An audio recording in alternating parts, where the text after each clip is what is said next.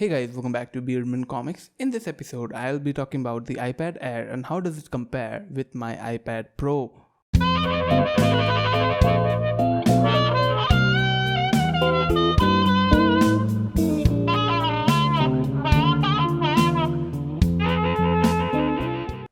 First, let me acknowledge that the iPad Pro and the iPad Air are the most premium quality machines. Their fit and finish, even the build quality and everything is just top notch.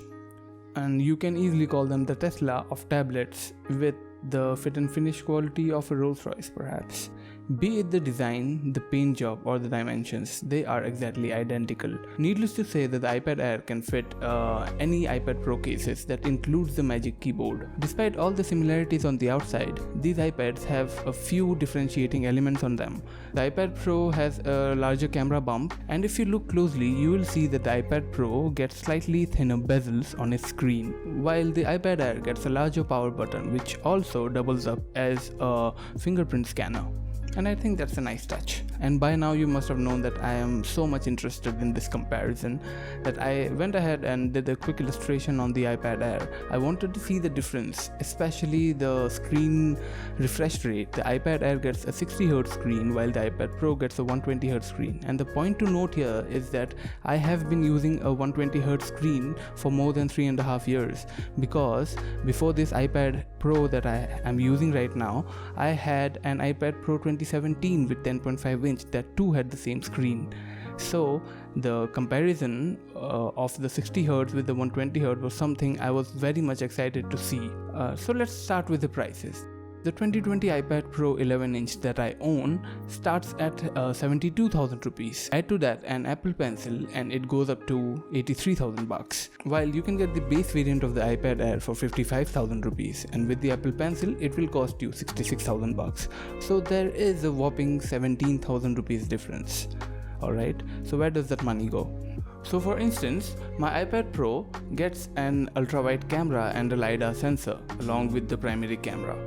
The fact of the matter is that I don't use them. I have never used them. I don't need an ultra-wide camera or any kind of depth sensor on my drawing tablet.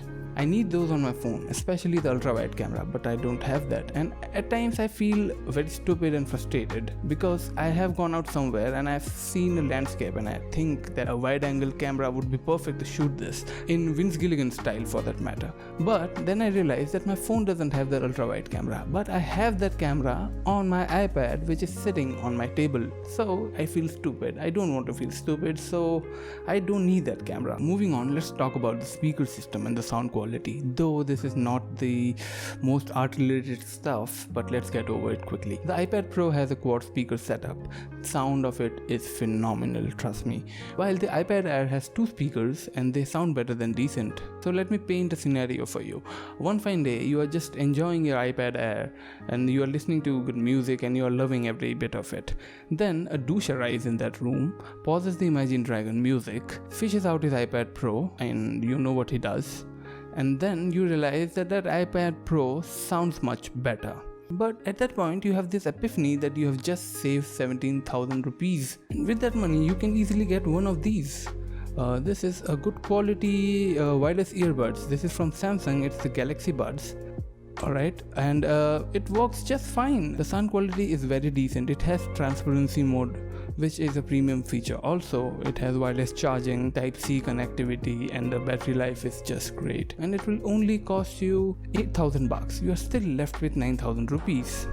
And mind you, this is not a sponsored video. I mean, Samsung is not going to sponsor this video at least. I'm just putting things into perspective. Up next, the iPad Pro gets a studio quality microphone, while the iPad Air gets a basic one. And the microphone on the iPad Pro is really good. And in case I need a studio quality microphone, I would get one which is dedicated for that, like this.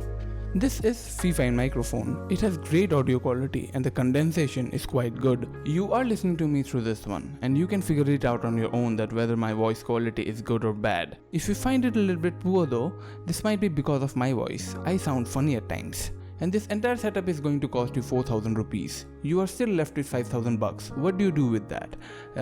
Did I mention that the iPad Air's base variant comes with a 64 GB of memory, while the iPad Pro's base variant gets 128 GB? If that's the case, with that 5,000 rupees left, I would go on Amazon on any Prime Day sale and get a 500 GB SSD for myself, and bumping up my iPad Air's potential space to 564 GB. That's a lot. Now that we have exhausted the 17,000 rupees entirely, we are still left with some small and huge differences between those iPads. Let's start with the smaller ones. The authentication paradox. The iPad Pro gets a Face ID just like my iPhone. That means that I just need to double tap and swipe up and the authentication is done. While on the iPad Air, there is a fingerprint scanner on the power button. And for me personally, getting into my phone or the iPad is the same thing, but if I use the iPad Air, I'll have to go and press the button. So it's just a learning curve and I'll get used to it if I use it more. At the same time, the Face ID of iPad Pro works just flawlessly if it catches your face. If it doesn't, you'll have to lean in a bit, and that's why the iPad Pro just acts like that door lady outside the Gryffindor common room.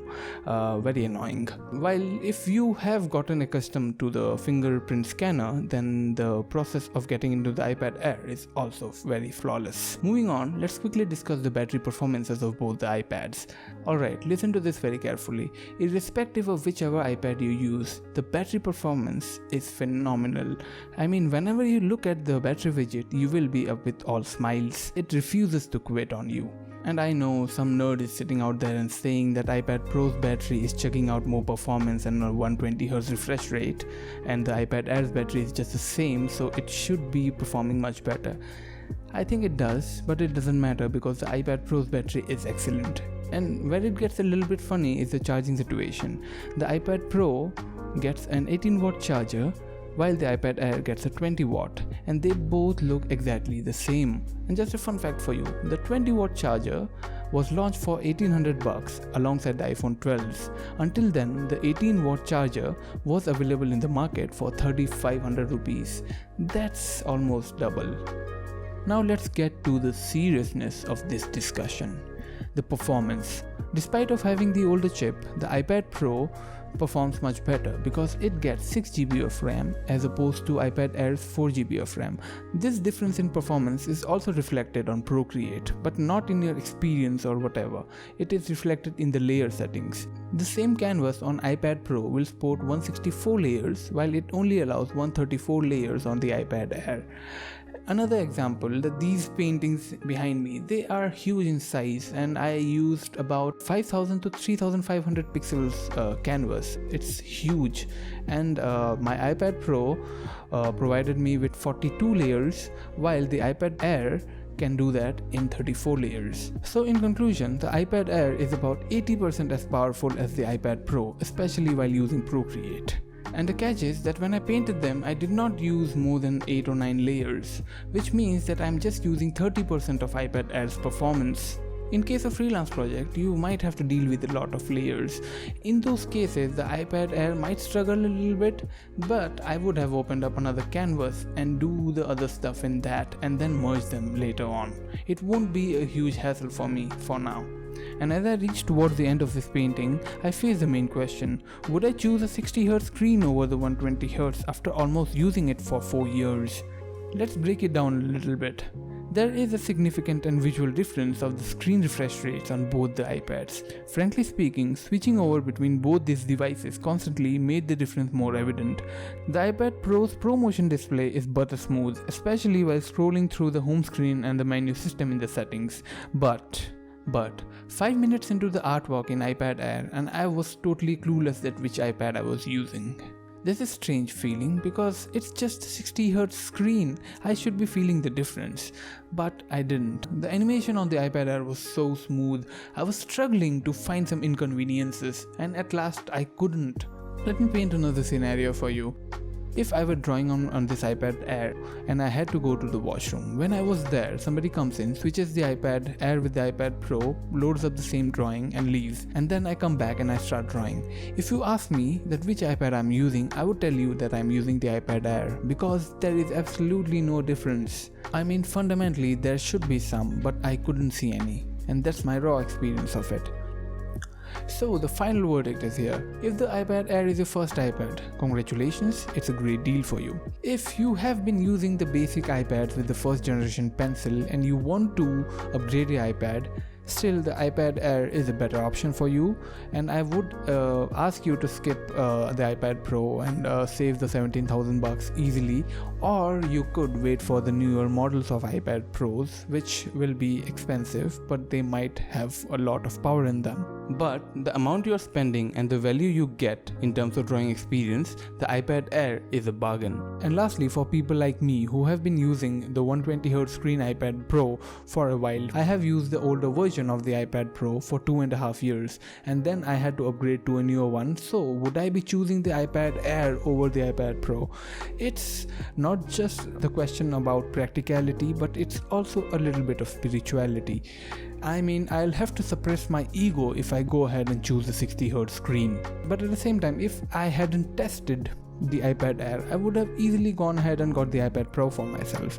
Now that I've tested them both side by side, I can tell you easily that the iPad Air is very much indifferent in terms of drawing experience compared to the iPad Pro. So that is what I needed. So I can save 17,000 rupees here. I could draw on this iPad Air for 2 more years, and in those years, if I become a very thriving artist, I would go ahead and buy myself an iPad Pro. And the next time I would get myself a 13-inch iPad Pro because I have been using the XP Pen 13-inch and it is so nice to draw on a big screen. Let's talk about the Apple Pencil really quick. Though it's an expensive one, but it acts like a charm on the iPad. Be it the first generation on the lower models or the second generation Apple Pencils on both of these iPads, they work phenomenally.